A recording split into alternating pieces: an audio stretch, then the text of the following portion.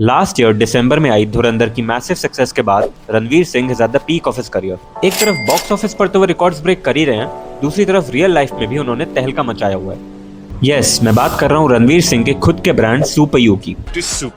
Super you सिर्फ एक साल के अंदर सुपर यू ने 150 करोड़ से भी ज्यादा की कमाई कर लिया और लोगों के बीच भी ये ब्रांड काफी पॉपुलर होता जा रहा है। आखिर रणवीर सिंह ने ऐसा क्या किया कि जहां बाकी celebrity led brands Nush by Anushka Sharma, Skult by Shahid Kapoor, 82 degrees east by Deepika Padukone जैसे ब्रांड्स फेल हो गए, Super You is gaining massive popularity and revenue. क्या है सुपर यू की मास्टरमाइंड स्ट्रेटजी, कौन है रणवीर सिंह के बिजनेस पार्टनर और कैसे अगले 3 साल में ये बिजनेस 500 करोड़ का रेवेन्यू अचीव करने वाला है, जानेंगे इस वीडियो में। एक दिन अपनी सोसाइटी में एक बास्केटबॉल मैच के दौरान रणवीर सिंह की मुलाकात होती है निकुंज बियानी से।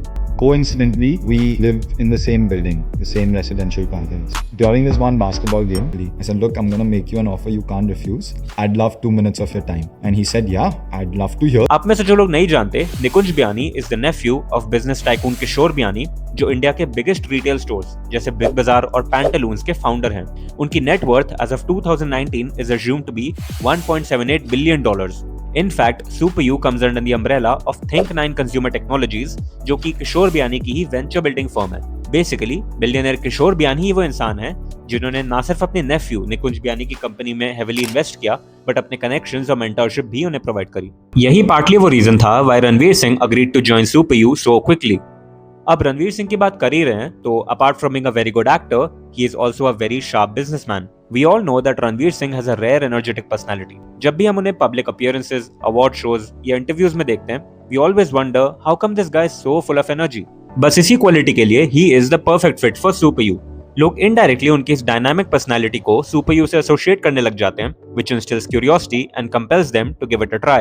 In fact, सुपर यू के को-फाउंडर निकुंज बियानी ने खुद बताया है कि उनके पैकेट पे उन्होंने लेटर्स S and U को पर्पसफुली एजेस पे थोड़ा कट कर दिया। So some people told me कि आपके पैकेजिंग में गलती है. The S and the U is getting cut. And we're like, no, it's actually symbolic of the fact that you shouldn't fit into a box. And that was an extension of Ranveer's brand, right? But क्या सिर्फ अच्छी marketing और branding ही enough है किसी company को successful करने में?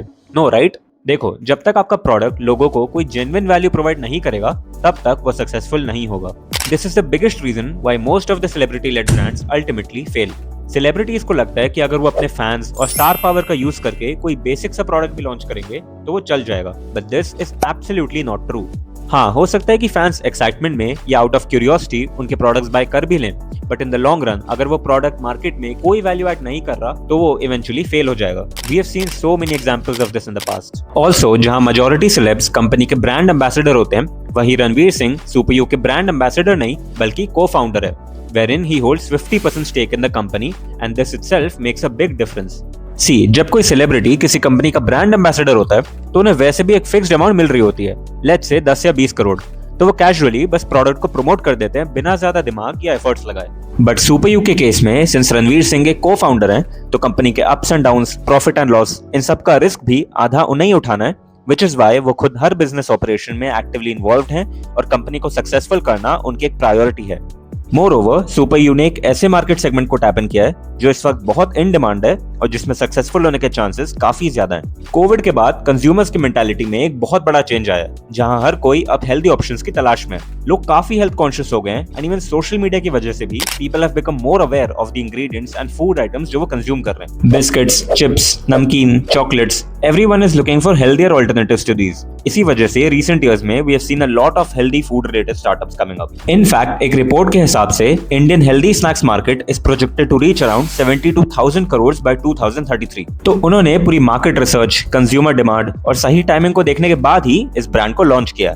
अब बात करते हैं कौन सी वो स्ट्रेटजीज हैं which help Super U stand out from all other snacking brands. First is market position. Super U India का पहला ऐसा ब्रांड है जिसने वेफर्स में प्रोटीन डाला है, जहां बाकी ब्रांड्स चिप्स में, चॉकलेट्स में या इवन बिस्किट्स में प्रोटीन डाल रहे थे। वेफर्स में प्रोटीन डालने वाली ये इंडिया की पहली कंपनी है।